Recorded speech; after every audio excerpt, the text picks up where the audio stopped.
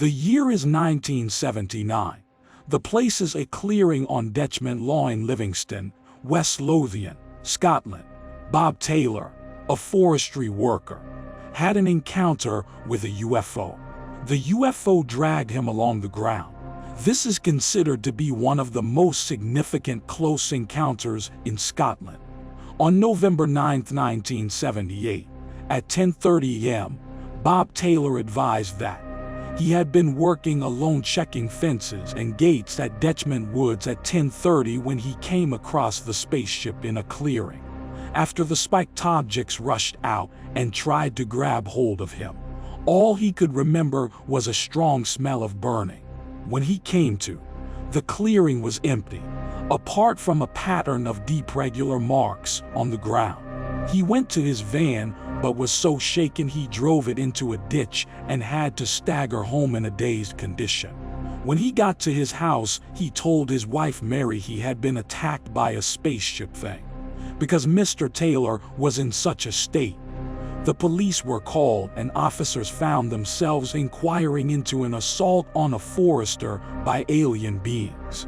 Detective Constable Ian Ward, the scene of crime investigator, arrived at the clearing to find a large gathering of police officers were already there.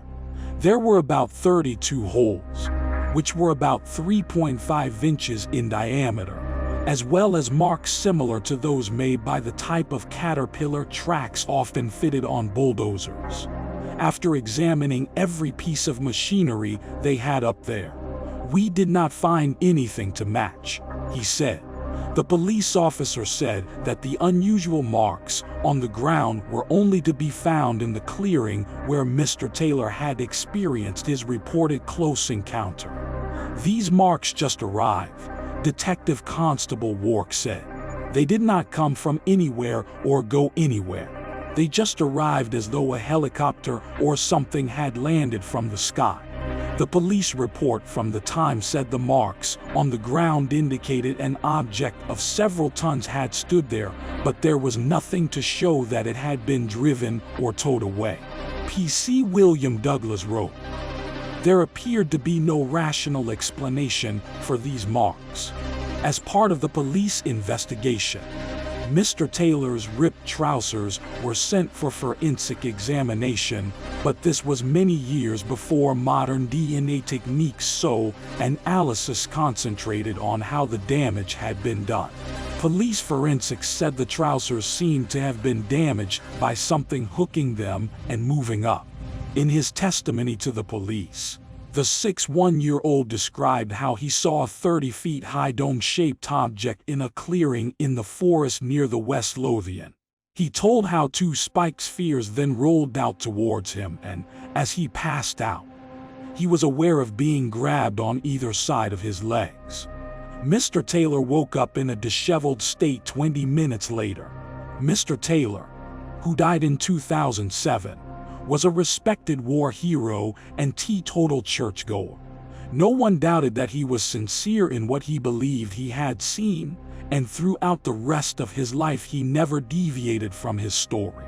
Mr. Taylor's trousers are now in the possession of Malcolm Robinson, a ufologist who has been investigating such cases since the Dechmont incident. He said they were police-issue blue serge trousers, and the type of rips in them did not happen by getting snagged as Mr. Taylor crawled away on the ground. Mr. Robinson, who has given lectures on the incident across the UK, Holland, France, and the US and written a book on the subject, said it was one of the most incredible cases in the world. He said it was one of very few hardcore cases that defied any explanation. Last year a UFO trail opened which takes people to the spot where a new town forestry foreman claims he saw an alien spaceship. My take. Bob Taylor kept to his story until his death in 2007. The marks on the ground have not been explained by anyone. My question is, why did the UFO attack him? When he was unconscious, what did they do to him? What do you think?